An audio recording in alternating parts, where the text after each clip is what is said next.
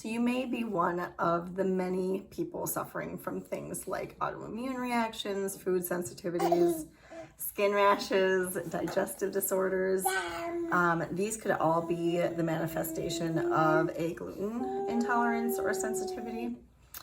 And I'm going to give you guys a little bit of a reflection on my experience for the past decade on having to go gluten-free due to my celiac complications.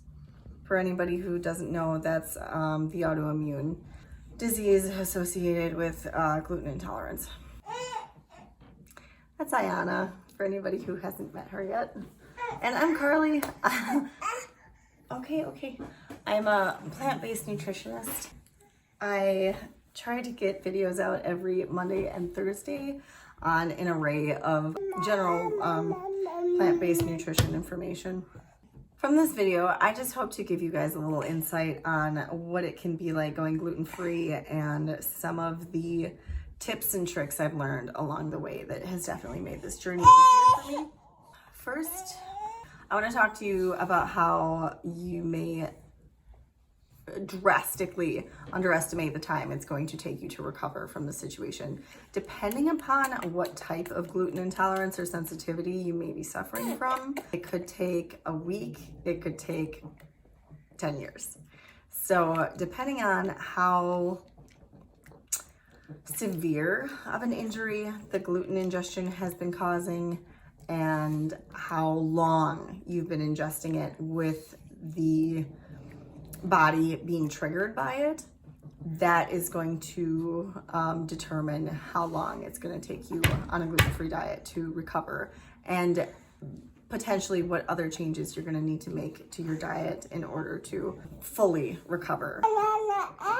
So it personally took myself about 5 years on a gluten-free diet, seeing very minimal changes. So I started researching other areas of my diet and lifestyle that I could alter in a way that would be more conducive to recovery. So basically, long story short, after I made several other changes to my diet, I was finally able to fully recover in about 8-9 years time. But I had a significantly impaired, what did the endoscopist call it? I had a very eroded intestine. So I was injuring myself for a very long time unknowingly. It took many years to get a proper diagnosis. Celiac is, it may manifest in a number of ways, and that can make it very difficult to diagnose. So anyway, just be aware of that. It could take a long time to recover. So moving on to my next point. Removing just the gluten may not be enough. You may need to make some other drastic changes to your diet. You may have other trigger foods, such as fruits, veggies, nuts. What's the matter, honey? What? What's the matter? What's the matter? Look at. Who's that? Who's that? Who's that? Who's that? Who's that? Is that baby Anna? Is that baby Ayana? Look. Who's that? Ayana. Yeah, that's Ayana. Mama. Yeah. Okay, so I'm so sorry. She insists on being in this video. Removing the gluten may not be sufficient in full recovery. So just taking the gluten out of my diet seemed to slow down the rash and the migraines and the fatigue and the insomnia and the depression and the anxiety a little bit, but it never really got me to a point where I could fully integrate myself back into a career or have any sort of quality of life. So I started doing a lot of research, and I found other ways that I was drastically harming my gut and my well-being. I was basically living on a junk food gluten-free diet, gluten-free pancakes, candies, gluten-free cookies, cereals, like really highly processed cereals with lots of added sugar and salt and oil. So basically I had to remove those foods along with the animal products. Dairy actually is the #1 allergen in the world. 70% of the population don't have the enzymes necessary to break down the proteins, the casein found in dairy, among other things. So after removing the dairy and the meats and the fish and the poultry and the eggs and the processed foods, and then I replenished my diet with things my body needed to heal itself, like whole, intact plant foods, legumes, whole grains, fruits, veggies, nuts, and seeds. Yeah, fruits like apples. You're very right. So just keep that in mind. I was incredibly frustrated and desperate after 5 years of removing gluten from my diet meticulously and not having that result in a full recovery, or even close to a full recovery. My third point is, I basically mentioned this, you cannot substitute all your old junk food with gluten-free versions. It took me a long time to figure this out. I was like 22, 23 when I got diagnosed. I was in the middle of my collegiate career. So as a college student, trying to figure out what to eat was hard enough, let alone trying to find gluten-free foods on campus. So in those days, gluten-free foods were just starting to become popular. So I thought, great, gluten-free spaghetti, gluten-free bread, gluten-free anything under the sun, pretty much.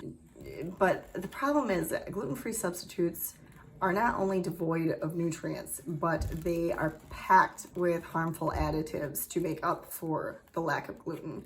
Gluten is like this gelatinous glue type substance that holds the foods together. If you've ever had a piece of gluten-free bread or cookies, or at least the older versions, you would take a bite and they would literally crumble as you tried to get them in your mouth. They were very unappetizing.